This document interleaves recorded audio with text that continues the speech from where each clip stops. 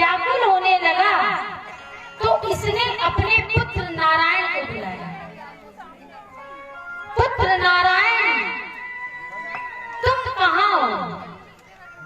और इस दुख भरी आवाज को पुत्र नारायण ने नहीं सुना, लेकिन जो दीनानाथ हैं, दीनों पर कृपा करते हैं, ऐसे प्रभु दीनबंधु दीनानाथ ने अजामिल की ये दुख भरी आवाज सुनी। भाई थोड़ा एक बात कहना चाहेंगे कि शांति का सहयोग, शांति है ही नहीं, शांति मरेगी दो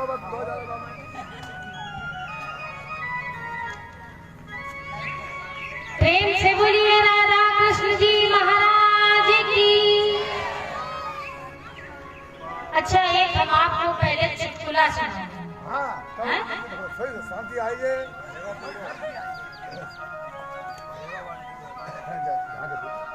एक शहर की बेटी थी, शहर की, क्योंकि माताओं को तब तक कथा नहीं बचती है जब तक उनके लिए कुछ चूरन ना हो। और हमारी जो ये वृद्ध माताएं हैं, ये खूब मन लगा करके कथा सुनती हैं, लेकिन ये जो हमारी बेटियां बैठी हैं, बहनें हमारी, इनके लिए हम ये चुटकुला बता रहे हैं, क्योंकि इनका बैठेंगे आगे मन नहीं लगता है, बहुत हंसती है।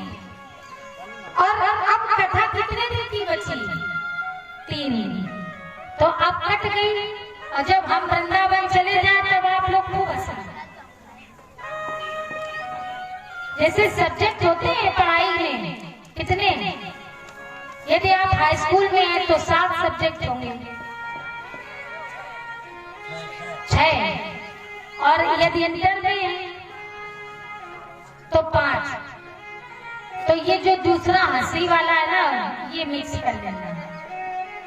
भाई थोड़ा हंसना भी तो जरूरी होता है, हंसने से हमारे रक्त का संचार बनता है। ऐसा नहीं है कि हम हंसने में आपके विरोध कर रहे हैं, विरोध नहीं कर रहे हैं। यदि आप खेलेंगे नहीं तो हमारी जो ये नसें हैं, जो ब्लड है, खून है, ये रक्त संचार कम कर देंगे। लेकिन यदि आप खुल करके हंसेंगी, खेलेंगी, तो जो आपकी कोशिकाएं हैं, रक्त कोशिकाएं, वो बढ़ेंगी। अब बताइए, सुनाए कथा? प्रेम से बोलिए बाके बिहारी लाल की।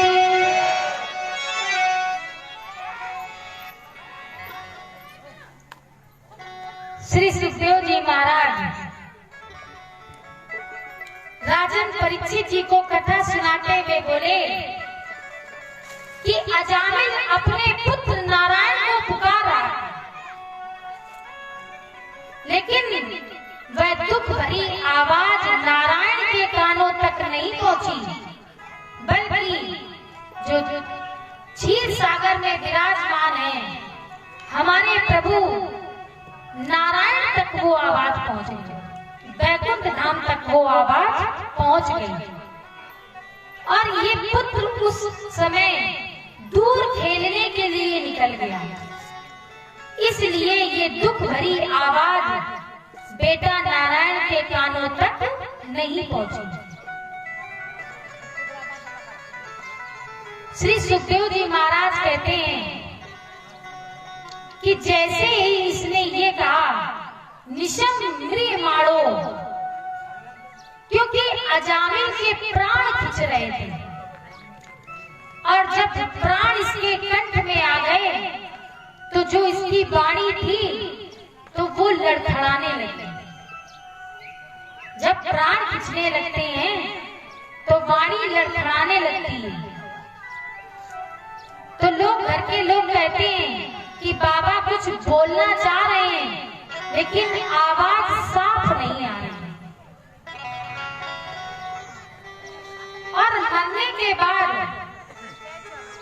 ये आवाज इसके मुख से निकली, तो ये आवाज भगवान के जो पार्षद थे उनके कानों तक पहुंची और भगवान के पार्षद दौड़ करके आए और ठाकुर जी ने कहा कि पार्षदों से कि जाओ और मेरा भक्त मुझे पुकार रहा है, इतनी दुख भरी आवाज से मुझे पुकार रहा है और तुम जा करके उसके कष्ट का निवारण करो। यमदूत पहुंचे और यमदूत कहने लगे कि तुम यमराज के जो पार्षद थे वो लिए जा रहे थे अजामिल को, तो कहने लगे कि तुम अजामिल को कहां लेकर के जा रहे हैं? तो ये कहते हैं कि इसने बड़े अपराध किए हैं, इसलिए हम इसको लेकर के जा रहे हैं। लेकिन पार्षद बोले कि इसने अंतिम समय अपने मुख से भगवान नारायण का नाम पुकारा है और यदि मरते समय मुख से प्रभु का नाम निकलता है तो उसे भगवान का लोक प्राप्त होता है। और व्यास जी महाराज वर्णन करते हैं एक श्लोक में सुंदर,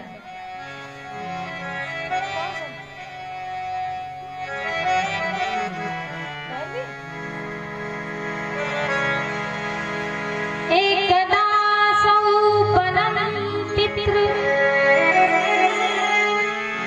संदेशा कृता जपा। एक दिन अजामिल अपने पिता का बहुत परम प्रिय बेटा था और अपने पिता की सदैव आज्ञा मानता था। पिता जो कहते थे अजामिल वही करता था, पिता की सेवा करता था, पांव दाबता था, सदाचार का जीवन जीता था और जो पिता कहे वही करता था। एक दिन पिताजी ने कहा कि बेटा भोजन पकाने के लिए तुम वन में जाकर के लकड़ियां ले आओ, समिधा ले आओ। तो इसने पिता की आज्ञा पाई और वन में चला, घनघोर जंगल में गया वन लकड़ियों को काटने के लिए और इसने लकड़ियां काट करके परीक्षित जी एक गट्ठर बनाया और इसने उस गट्ठर को अपने सिर पर रखा। और यहाँ तो आपको पता ही होगा कि जब कोई चारा वगैरह काट करके लाते हैं गाय के लिए तो सिर पर ही रख के लाते हैं। पहले ये परंपरा ज्यादा थी, अब तो साइकिल और मोटरसाइकिल चलने लगी, तो उसी में पीछे अपना बांध ली और अपना लेकर के चली गई। परीक्षित जी बोले कि इतना धार्मिक था तो पिता ने कहा कि तुम भोजन के लिए लकड़ियां ले आओ, तो ये वन में गया और भोजन पकाने के लिए लकड़ियां ले आया। एक दिन अजामिल के पिता बोले कि बेटा मैं हवन करना चाहता हूँ और यज्ञ के लिए तुम वन में जाके कुछ समिधा ले आओ। अजामिल पिता की आज्ञा को अपने माथे का चंदन बना करके वन की ओर चले और लकड़ियों का गट्ठर अपने सिर पर लेकर के आए। लेकिन जब वो लेकर के आ रहे थे तो रास्ते में उन्होंने एक दृश्य देखा और देखते हैं कि एक स्त्री जो बड़े ही अमर्यादित ढंग से खड़ी थी, उसको खड़े हुए देखा। ददर्श कश्चित कामनी,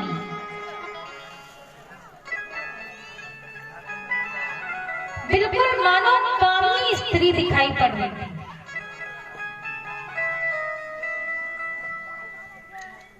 अजामिल की जब दृष्टि उस स्त्री पर पड़ी, कन्या पर पड़ी, तो अजामिल की सुध बुध खो गई। और जो इतना पिता का भक्त था, उसका मन बदल गया। अब अजामिल विचार करने लगे कि क्या जिंदगी भर हम पिता की आज्ञा का पालन नहीं करते रहना? अरे भाई, मेरी भी जिंदगी है।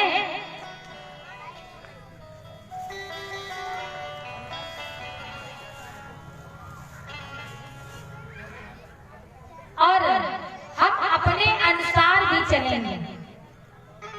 तो जो अजामिल के मन में आया, वही आजकल के बच्चों में भी आता है।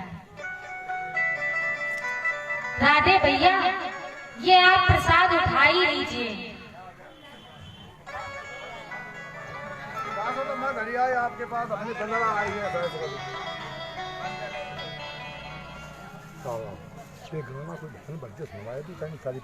आइए एक सुंदर सा भजन सुन लें, और इसके बाद हमारे राधे भैया का मन है कि एक भजन हो जाए। सब लोग आनंद लें। तो सब लोग भाई आनंद के साथ ताली बजाएं।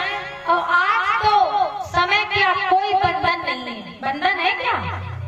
कोई बंधन नहीं है। तो खूब आराम से हमारी माताएं बैठ करके आज कथा सुनेंगी, क्योंकि जन्म उत्सव बड़ी ही धूमधाम से मनाया जाएगा। और आज सबको ठाकुर जी की कसम है कि जब तक जन्म उत्सव नहीं होगा, कोई माई और पिता यहाँ से उठ करके नहीं जाएंगे।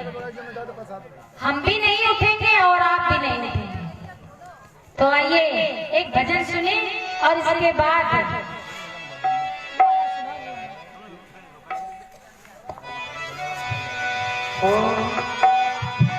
काली कमली वाला मेरा यार है,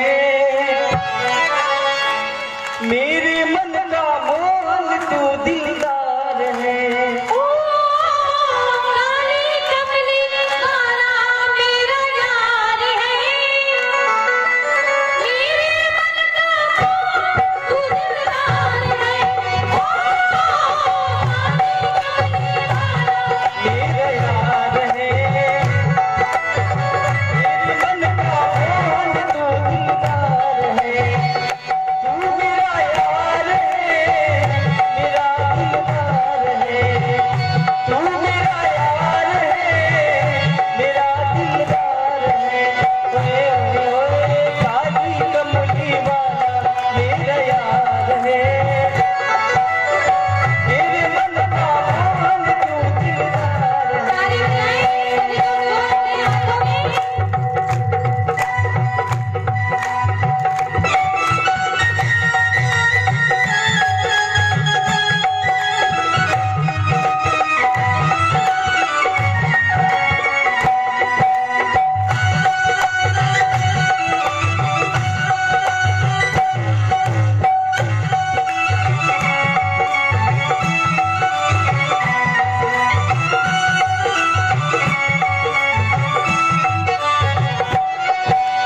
मनमोहन में तेरा दीवाना, गाँव अब यही तराना, गाँव बस यही तराना, बस यही तराना। ओ मनमोहन में तेरा दीवाना, गाँव अब मैं यही तराना, गाँव बस मैं यही तराना, गाँव श्याम सलोने, श्याम सलोने, श्याम सलोने तू मेरा एतबार है, मेरे मन का मोहन तू दिलदार है।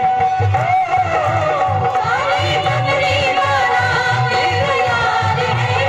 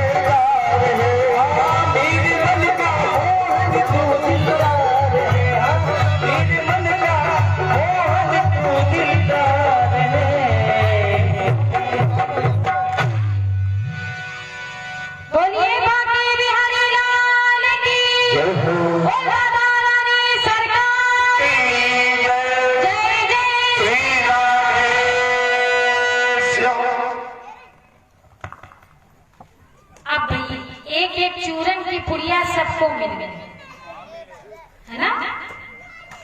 और आप बता दिया करिए राधे भैया, वक्त पर बिल्कुल चूरन की पुड़िया तैयार है।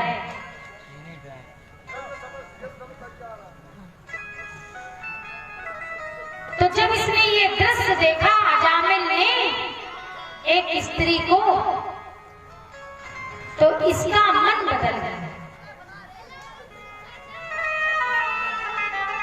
अजामिल एक दृश्य देख करके बदल गया और उस दृश्य के बाद अजामिल अत्याचारी हो गया, पापी हो गया। सुखदेव जी महाराज कहते हैं कि यमदूत जवाब देने लगे कि ये बहुत ही पापी है,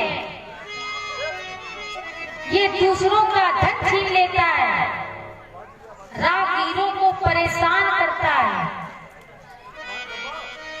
तो भगवान के पार्षदों ने कहा कि सुनो, इसने इसी जिंदगी में और अपने अपराध के आधे जीवन के बाद अंतिम समय इसने ठाकुर जी का नाम लिया।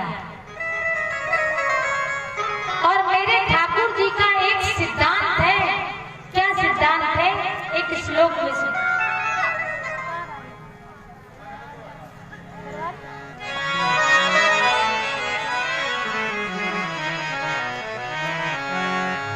अयं हि कृतं निर्वेशो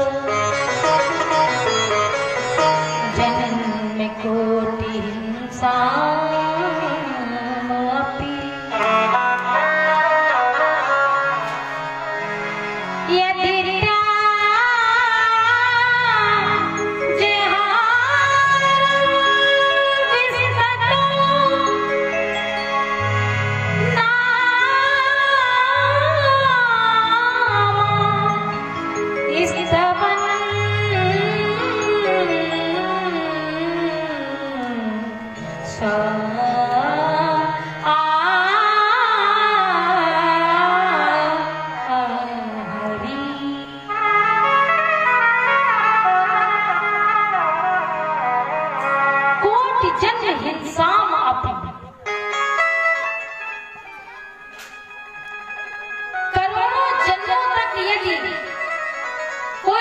अपराध करे, लेकिन यदि ब्याज हारा किसी भी बहाने से, ब्याज माने बहाने से, किसी भी बहाने से मजबूरी में ही किसी भी परिस्थिति में यदि मरते समय हमारे मुख से ठाकुर जी के नाम का उच्चारण हो जाए तो सर्व पाप विनर्मुक्त। जितने पाप हैं वो सब दूर हो जाते हैं और वो हिंसा करने वाला जीव बैकुंठ धाम हो जाता है। पार्षद बोले कि हमारे यहाँ ये नियम नहीं है, यदि मरते समय इसने मुख से भगवान का नाम सुन रहा है तो इसे भगवान के लोक में स्थान मिलेगा। तभी तो संत तुलसी बाबा जी वर्णन करते हैं। आइए चौपाई में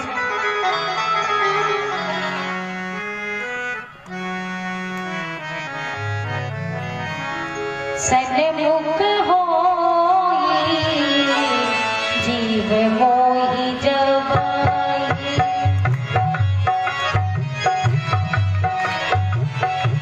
जीव मोहि जबाई, सन्मुख होई जीव मोहि जबाई, सन्मुख होई जीव मोहि जबाई।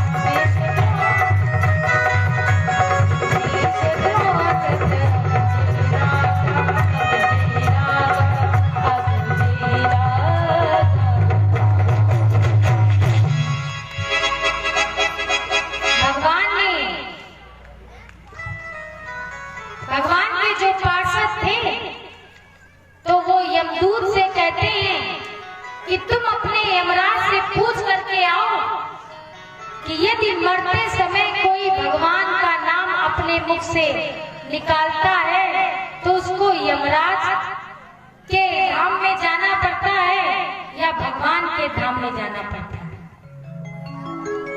यमदूत के जो पार्षद थे यमदूत के पास पहुंचे और यमराज जी से कहने लगे कि यमराज जी ये बताइए कि यदि मरते समय कोई नारायण शब्द का उच्चारण करे तो क्या वो देवलोक को जाते हैं?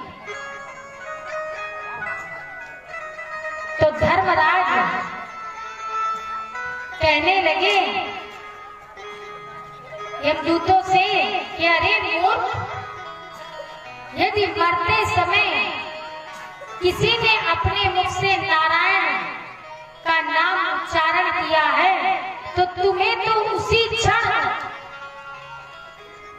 वापस आ जाना चाहिए यमलोक में। और ये सिद्धांत आप लोग भी जान लो कि मरते समय मुख से राम नाम कब निकलेगा? यदि हम सदैव अभ्यास करेंगे राम के नाम का। अब राम के नाम में तो मन लगता नहीं है, भजन में मन लगता है। कुछ लोग तो अपना यही देखने आते हैं कि कौन कैसे बोल रहा है, नहीं कुछ तो अपना मुख में कपड़े ही लगा लिए। कुछ अपना ये देखने आते हैं कि हमारे विमल जी कितना अच्छा गाते हैं, मूलचंद की नाल कितनी अच्छी बज रही है, हमारे राम जी भैया की तो बड़ी ऊंची आवाज है।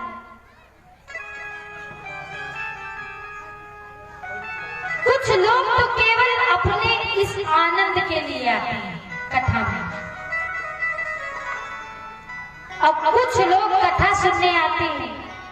हमारी ये जो माताएं बैठी हैं, जो हमारी माताएं तुल हैं, क्योंकि हम आपसे बुजुर्ग माता हैं और हम आपसे बहुत छोटे हैं, लेकिन माता हमारी सबसे पहले आती है।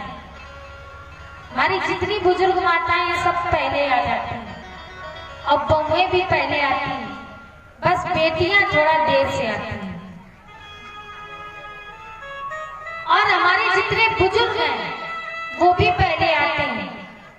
तो वो किस लिए पहले आते हैं कि यदि एक बार भी कानों में प्रभु के नाम का नाम चला गया, यदि प्रवेश कर गया हृदय के अंदर कानों के द्वारा, तो मेरा कल्याण हो जाएगा। और किसी भी बहाने से, भाई हमने अपने पुत्र का नाम रख दिया गोपाल जी, तो बाबा अपना रोज गोपाल जी इधर आना, गोपाल जी जरा पानी लाना, नारायण नाम ही तो रखा था अजामिल ने, और इसने क्या कोई पूजा भक्ति की थी? और पुकार रहा था अपने पुत्र नारायण को, लेकिन जब इतनी करुणा से, इतनी दुख भरी आवाज से पुकारा, तो वो आवाज पुत्र नारायण के कानों तक नहीं पहुंची, वरन 3 लोग के ठाकुर के पास पहुंच गई। तो किसी भी बहाने से हम भगवान का नाम लें, लेकिन ले जरूर। अब आदमी कहता है कि हम खेत में हल चला रहे हैं तो नाम कैसे लें? तो आप किसी भी स्थान में हो, किसी भी जगह हो, रात्रि में हो चाहे दिन में हो, लेकिन आप भगवान के नाम का जप कर सकते हैं, उनके नाम का स्मरण कर सकते हैं। प्रेम से बोलिए श्रीमद् भागवत महापुराण की। हमारे भाई लोग सोचते हैं कि 3 दिन की और बची, अब काय किल्लत कट गई। हम आपको एक कथा सुना सुनिएगा। एक जगह एक कथा हो रही थी, तो उस कथा में राजा जनक जी सबसे आगे बैठे थे और जितने संत महात्मा लोग थे वो सब पीछे बैठे थे। संतों ने विरोध किया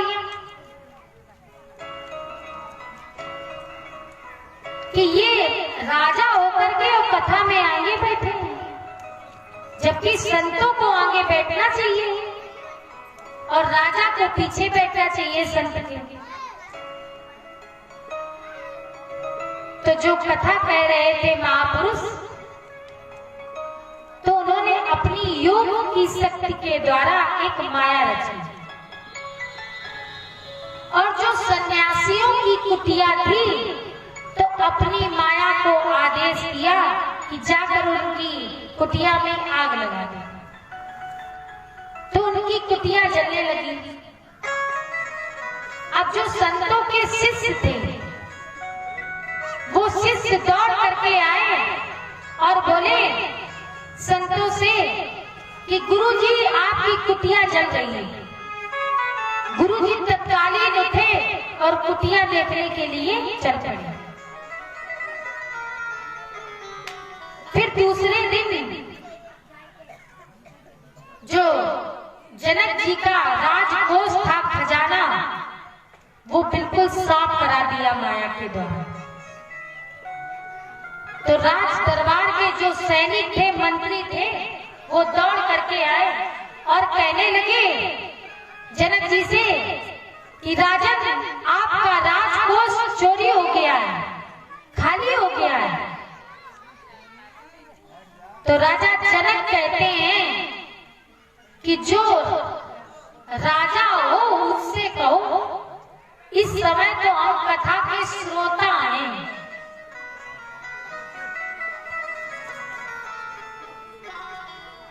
तब वो जो कथा सुना रहे थे महापुरुष, तब उन्होंने संतों से कहा कि इसलिए राजा जनक आगे बैठे हैं, क्योंकि जब तक ये कथा सुनते हैं इन्हें कहीं की भी याद नहीं आती है।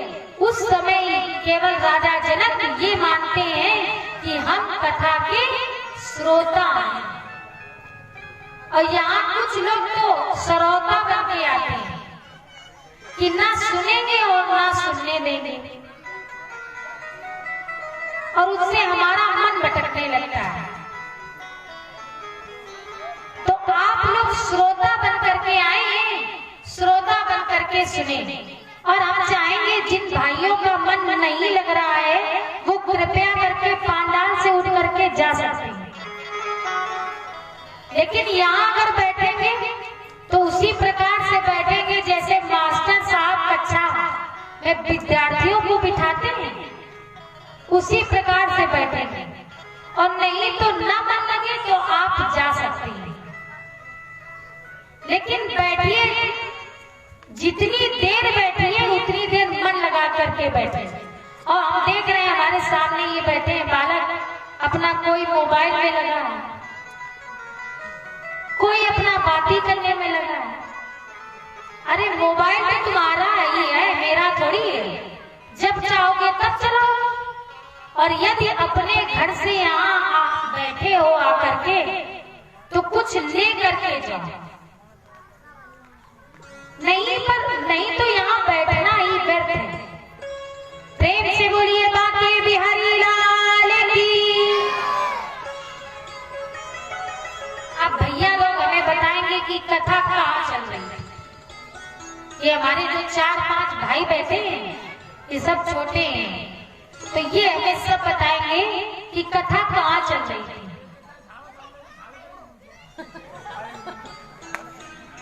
अरे इतना ही कह दो है?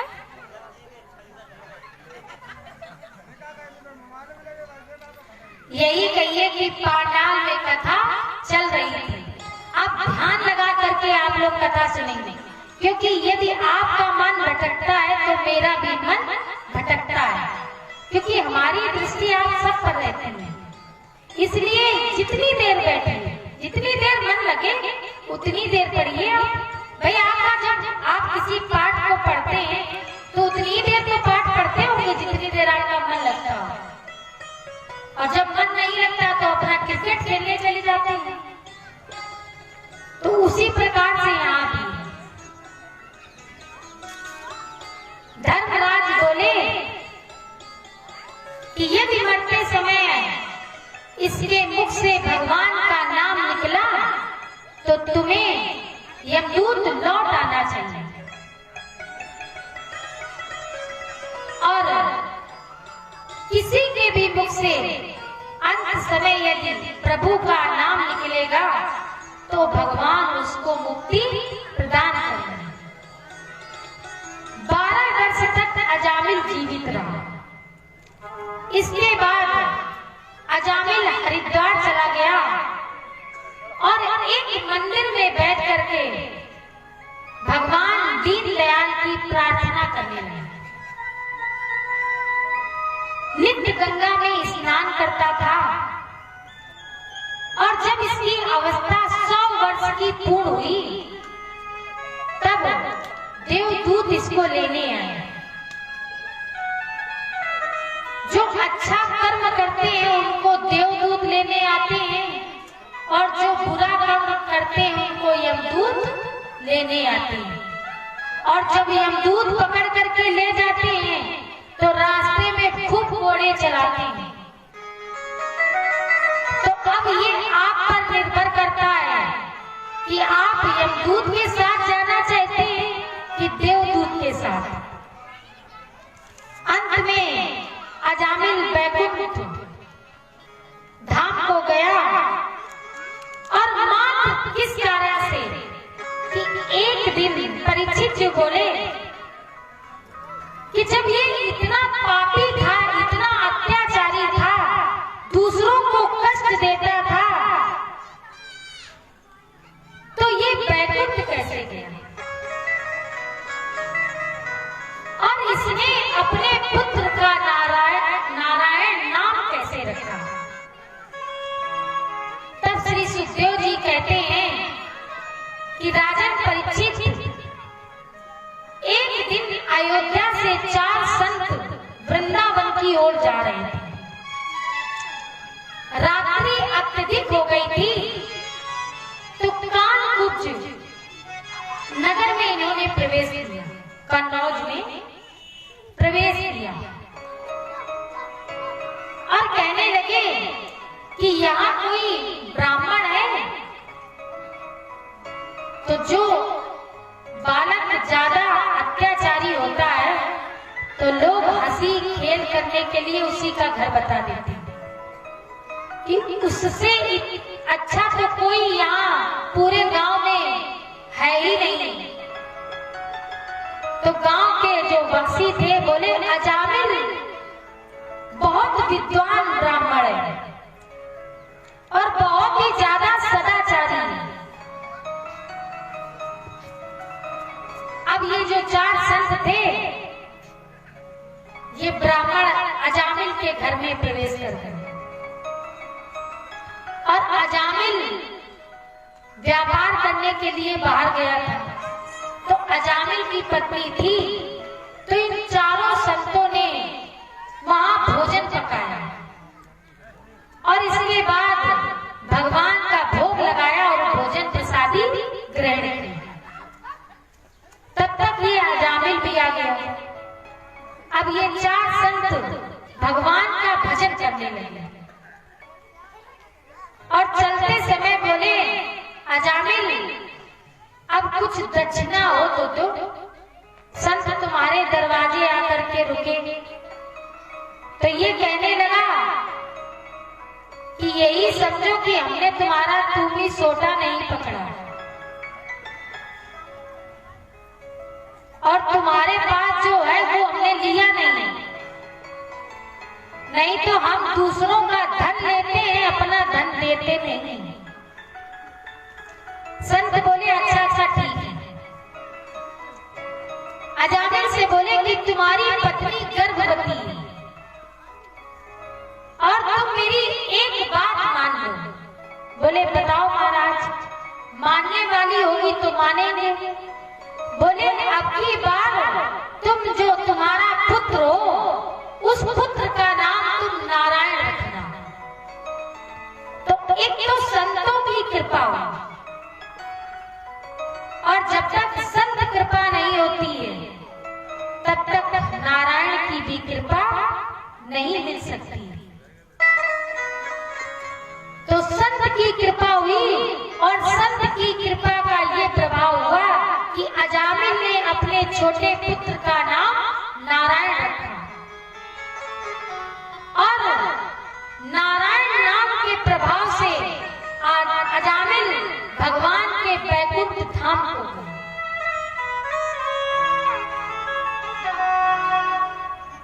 इससे एक शिक्षा मिलती है कि हमें भी अपने पुत्र या पुत्री का नाम भगवान के नाम से रखना।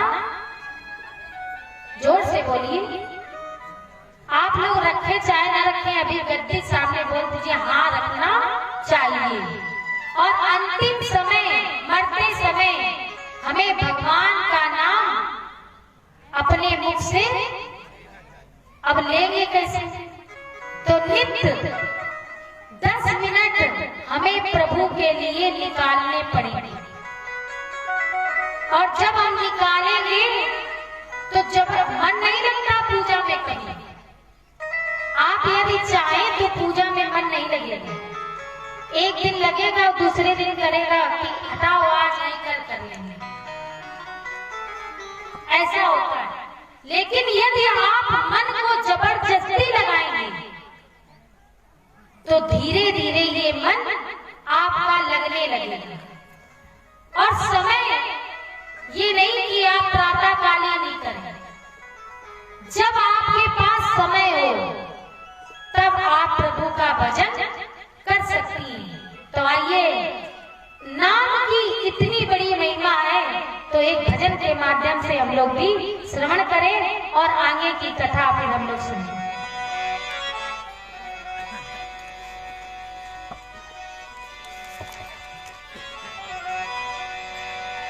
सफल हुआ है उन्हीं का जीवन जो प्रभु के चरणों में आ गए। सफल हुआ है उन्हीं का जीवन जो तेरे चरणों में आ गए।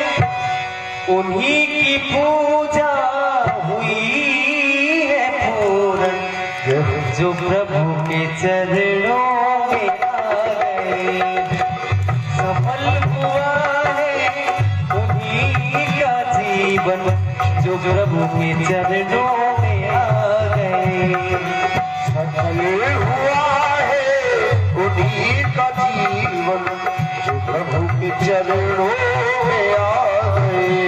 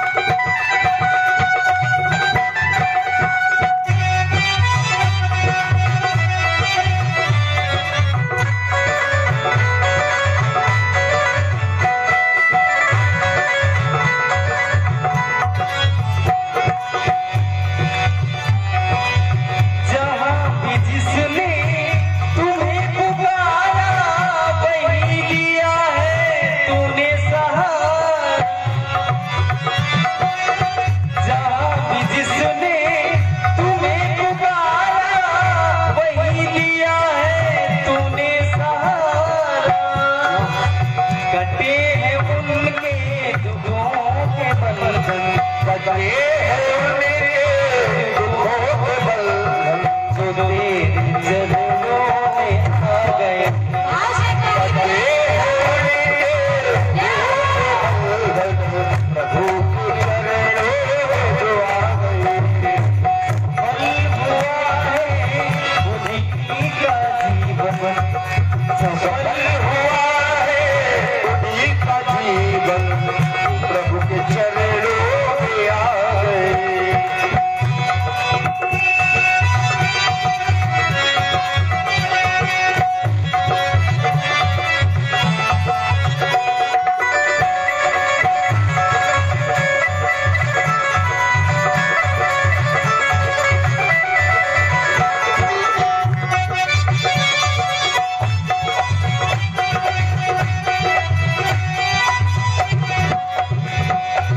न पाया तुझको अमीर बन के, न पाया तुझको गरीब बन के,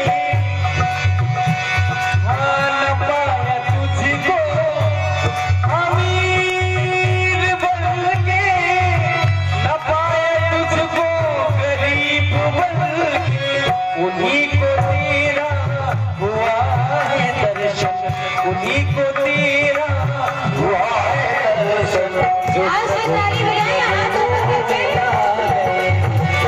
फल हुआ है उन्हीं का जीवन, जो प्रभु के चरणों में आ गए। उन्हीं की पूजा हुई है पूरन, उन्हीं की पूजा हुई है पूरन, जो प्रभु के चरणों में आ गए। जो प्रभु के चरणों में आ गए।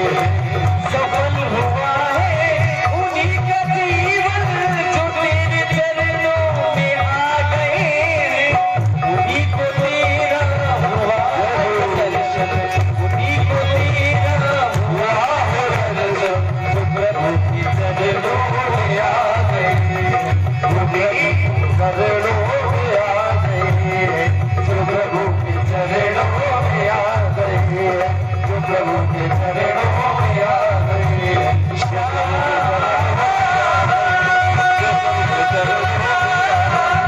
जो प्रभु के चरणों में जो प्रभु के चरणों में आ गए, जो प्रभु के चरणों में आ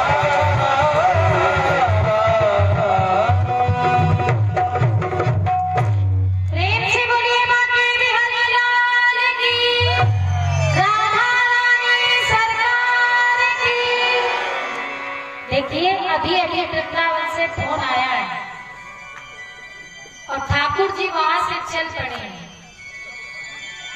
है ना। दूर है भाई यहाँ से कम 280 किलोमीटर होगा।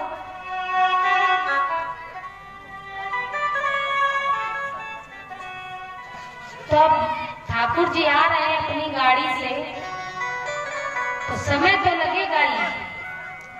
और देखिए आज कोई भी मुझ करके नहीं जाए। आज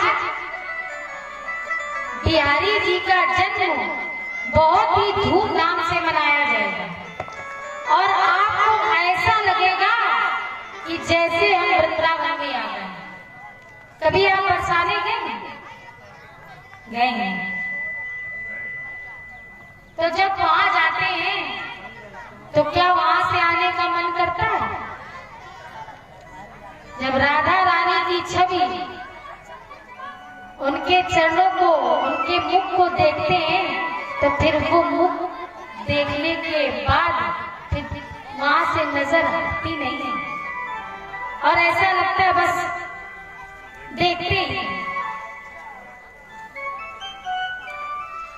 तो यदि राधा रानी और ठाकुर जी की चाहते हैं कि वो आए तो भाई इंतजार का फल मीठा होता है, तो इंतजार तो करना ही पड़ेगा। श्री सुखदेव जी महाराज ने आगे सुंदर प्रहलाद चरित्र की कथा सुनी और हिरण्याकश्यपु अपने भाई देना चाहता था। तो इसको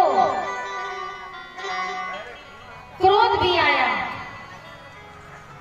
और एक श्लोक में वर्णन भी किया गया।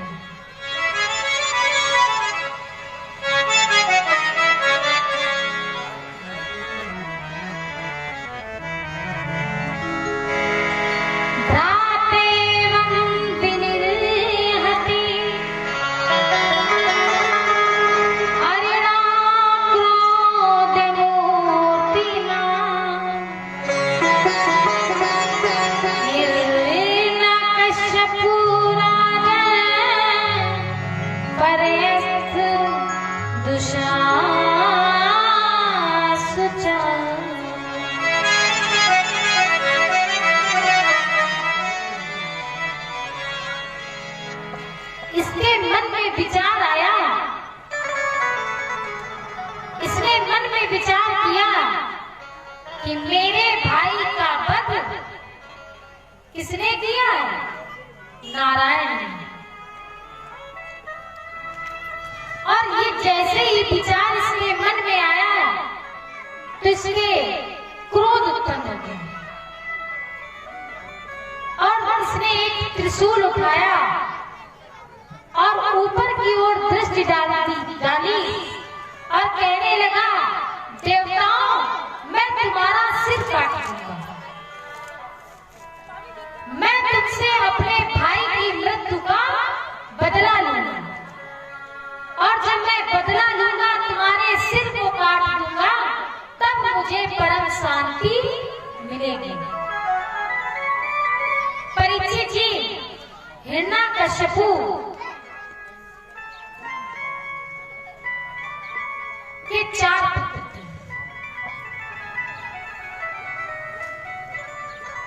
एक पुत्र का नाम संगाद और दूसरे पुत्र का नाम हिलाद, तीसरे का अनहलाद और चौथे का प्रहलाद। हिरण्यकश्यपु के कितने पुत्र थे? 4। और नाम आप लोग याद रखना। प्रहलाद जी ये जब कयादू के गर्भ में आए तो इंद्र ने कयादू का हरण कर लिया और जब हरण किया तो मार्ग में नारद जी मिल गए इंद्र को और पूछने लगे कि इंद्र, तुम कयादू को लेकर के कहां जा रहे हो?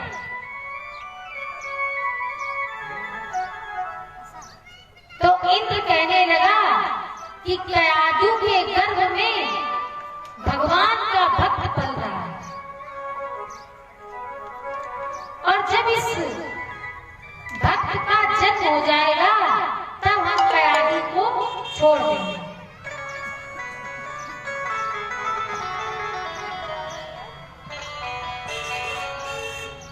तो नारद जी ने इंद्र को समझाया कि इंद्र, इसके जो गर्भ में भगवान का भक्त पल रहा है और ये दैत्यों का, देवताओं का नुकसान नहीं करेंगे, वरन ये तो प्रभु का भक्त है। जब नारद जी की इस वाणी को सुना तब इंद्र ने कयादू को मुक्त किया और ये भक्त प्रहलाद जन्म से ही गर्भ में ही भगवान के भक्त बन गए थे, क्योंकि देव ऋषि नारद जी ने कयादू को उपदेश दिए थे, ज्ञान की शिक्षाएं दी थी, धर्म के उपदेश दिए थे और इस बालक के अंदर धार्मिक प्रवृत्ति के संस्कार पनने लगे।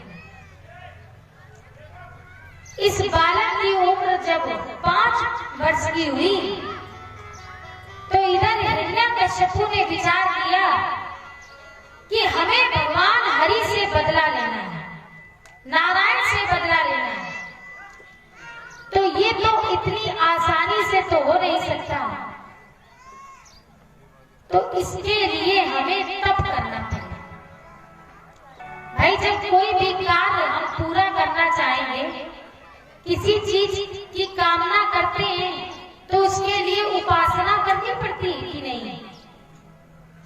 तो उसी प्रकार से हिरण्यकश्यपु ने विचार किया कि हम भगवान का वध करेंगे, लेकिन उसके लिए मेरे पास शक्ति इतनी नहीं है। तब इसने तपस्या की ब्रह्मा की, और ये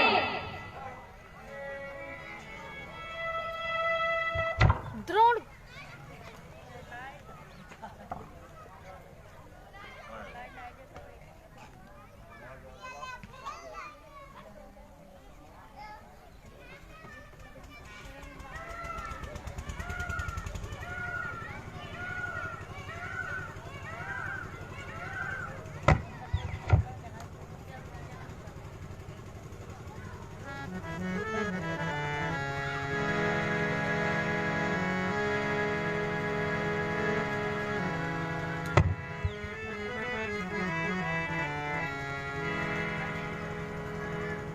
हिरण्यकश्यपु मदनाचल पर्वत पर गया और ब्रह्मा की तपस्या करने के लिए। साते पे मंदर द्रोणा तपा परमं दारुणं,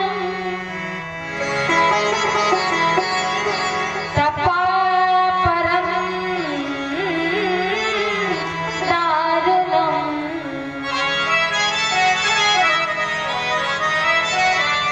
इसने कठिन तप किया, परम दारुण, और इसने अपनी दोनों भुजाओं को उठाया, ऊर्ध्वबाहो नभो दृष्टि, और अंगूठे के पांव का जो अंगूठा था, उस अंगूठे के बल से इसने तपस्या की। मैं एक आपको बात बताऊं कि जितनी तपस्या दैत्यों ने की है, इतनी तपस्या देवताओं ने नहीं की। लेकिन देवता तपस्या का प्रयोग सदुपयोग में करते हैं, और लेकिन ये जो दैत्य हैं, ये दुरुपयोग करते हैं। इसने ब्रह्मा जी की तपस्या की, और ब्रह्मा जी की इसने तपस्या इसलिए की क्योंकि ब्रह्मा की तपस्या कोई करता नहीं था। तो इसने विचार किया कि यदि हम ब्रह्मा की तपस्या करेंगे तो ब्रह्मा जी हम पर जल्दी प्रसन्न होंगे, और मुझे मृत्यु अजर अमर का वरदान देंगे कि मेरी मृत्यु ना हो। क्योंकि ये विभाग किसके पास है? ब्रह्मा जी के पास। तभी तो संत शिरोमणि तुलसी बाबा जी भी वर्णन करते हैं।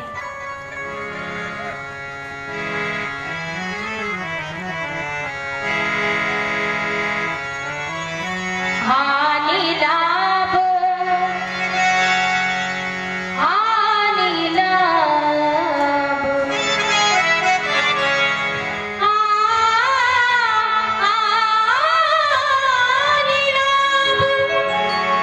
जीवन मरण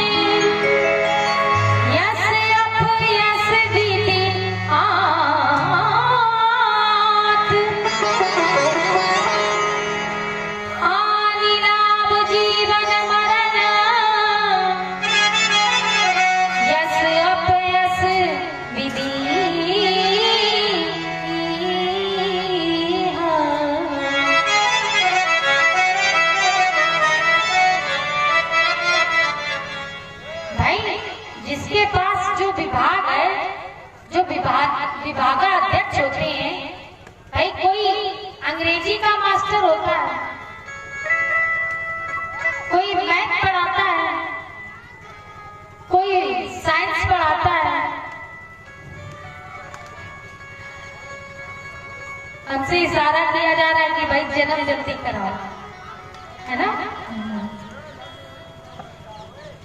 देखिए कन्हैया जी आ रहे हैं और हम आपको झांकी भी दिखाना चाह रहे हैं, तो उसके लिए थोड़ा इंतजार करना पड़ेगा। और 3 लोग के ठाकुर इतनी आसानी से आप चाहते हैं मिल जाए। बड़े बड़े यति मुनि साधु संत कुटी चक्र बहुदत्त भगवान की तपस्या करते हैं, तब भी भगवान की कृपा नहीं मिलती। और हमने तो मात्र कितने दिन हो गए कथा सुनते सुनते? 6 दिन। और 6 दिन की हमने कथा सुनी और फल मांगने लगे कि अब भगवान आओ। ऐसा थोड़ी होता है। उनका समय जब होगा तब भगवान आएंगे। तो हम लोग कथा प्रसंग पर लौट करके आए। ब्रह्मा जी ने वरदान दिया और इसने वरदान मांगा। और ब्रह्मा जी से क्या कहता है? ब्रह्मा जी बोले,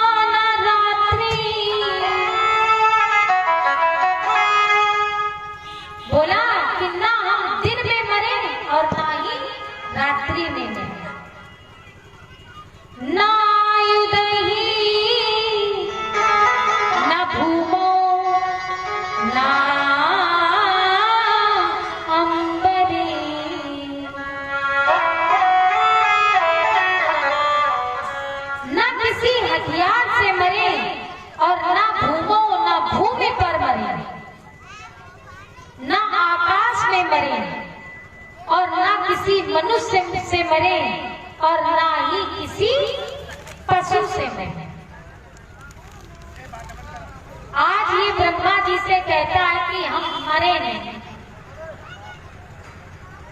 ब्रह्मा जी से कह रहा है कि मेरी मृत्यु ना हो। तो ब्रह्मा जी ने कहा कि मैंने तुम्हें वरदान दिया, अब ये धर्म का विरोध करने लगा और इसने अपने यहाँ घोषणा करा दी कि कोई भी ब्राह्मण संत महापुरुष अपने यहाँ यज्ञ नहीं करेगा, कोई भी साधु सन्यासी अपने मुख से भगवान का नाम नहीं जपेगा। तम तम जनपदम याता। और इसने अपने सैनिकों को बुलवाया और कहा कि उन स्थानों पर चले जाओ जहां पर ये यज्ञ के कार्य, धर्म के कार्य हो रहे हैं। इसने अपने बेटे प्रहलाद को बुलाया और कहा कि प्रहलाद तुम गुरु सदन में जाओ पढ़ने के लिए। मंत्रियों को आज्ञा दी कि गुरु जी को बुला ला।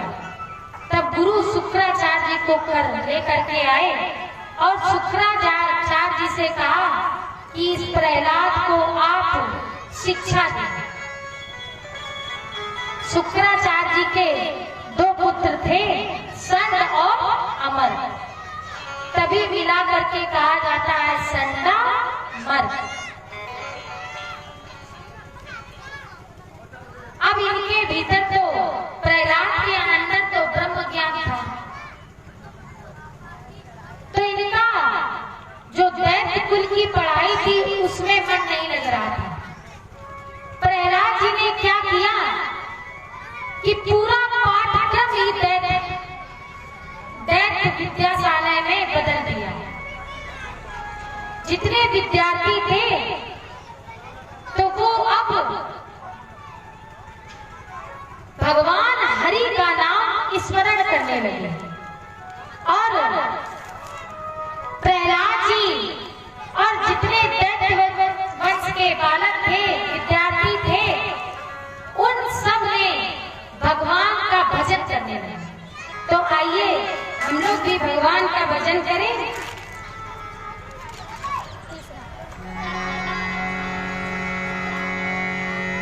हरि हरि हम जपा करें, राम नाम हरि दिया करें। हरि हरि हम जपा करें, राम नाम रस पिया करें। तेरा तेरा तेरा तेरा जपा करें, कृष्ण नाम रस पिया करें।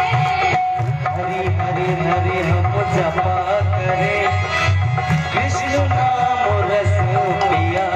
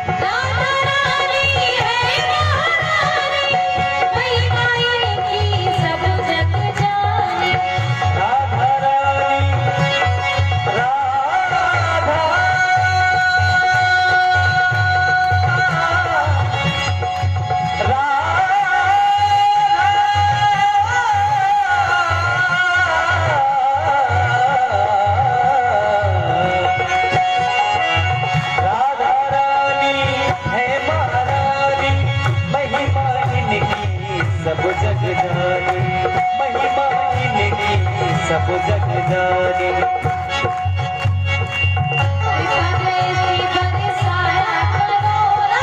कृपा दृष्टि बरसाया करो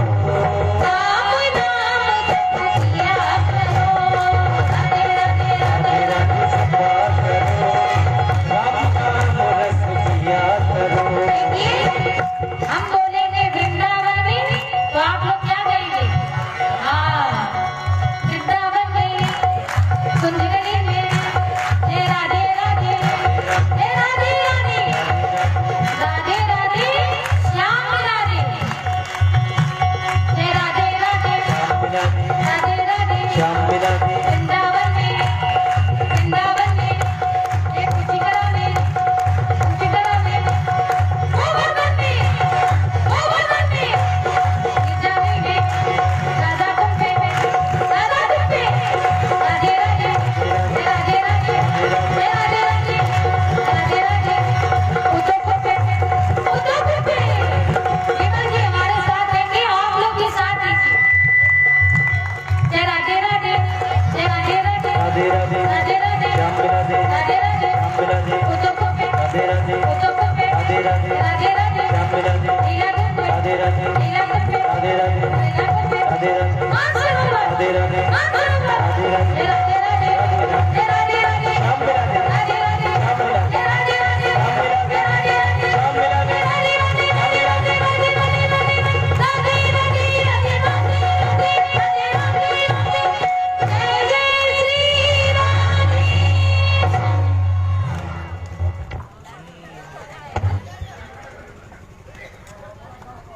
पूरा पाठक्रम बदल गया।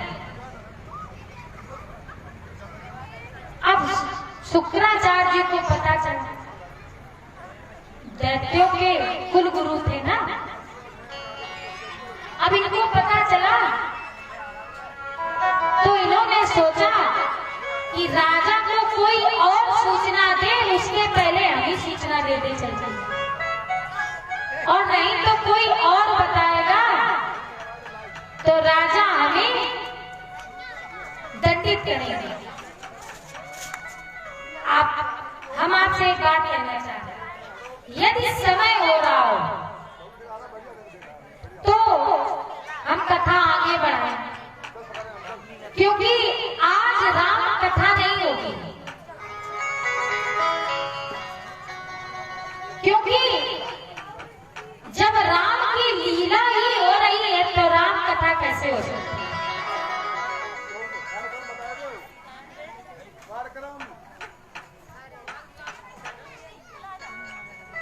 तो हमारे राधे भैया बताएंगे कितने बजे से होगी राम की लीला?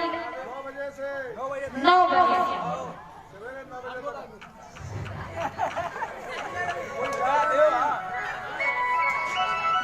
राधे भैया हमारे कह रहे हैं कि रात्रिकालीन से प्रातःकालीन। हाँ और क्या, ठीक है, बढ़िया है, चकाचक व्यवस्था है, भोजन पानी दूध घी दही सब कुछ है। हाँ तो आराम से आप लोग पाठ करें और बैठे रहिए एक ही स्थान पर। अभी आप लोग कृष्ण जी की लीला को श्रवण कर रहे हैं, फिर राम की लीला को आप लोग श्रवण करें। हाँ राम की लीला देखेंगे, कृष्ण की भी लीला देखनी है। अभी ठाकुर जी आ रहे हैं, और यदि माताओं को देर हो रही हो तो वो बता देंगे।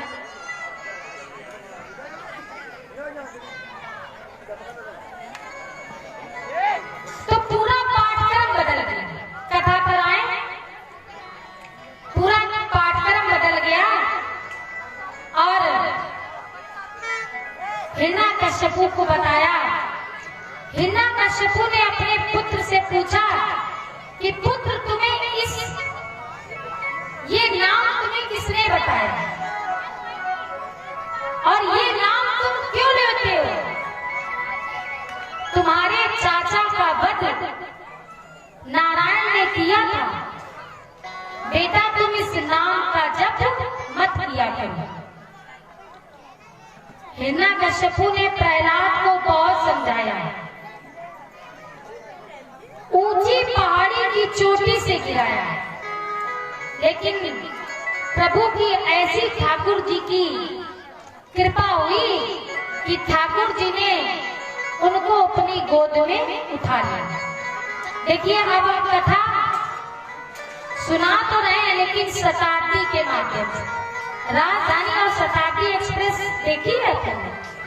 तो अब राजधानी एक्सप्रेस चल रही है, ठीक है, और ज्यादा समय नहीं लगेगा। एक दिन हिरण्यकश्यपु कयाधु से बोला कि ये पुत्र तुम्हारा हरि का नाम जपना नहीं छोड़ेगा, तुम इस बालक को जहर दे दे। आज कयाधु ने अपने पुत्र को भोजन में जहर मिला करके खिलाया, लेकिन जब प्रहलाद जी वो भोजन करने लगे तो प्रहलाद जी अपनी माता से कहते हैं कि मैया, इतना स्वाद तो कभी भोजन में नहीं आया जितना स्वाद आज आ रहा है।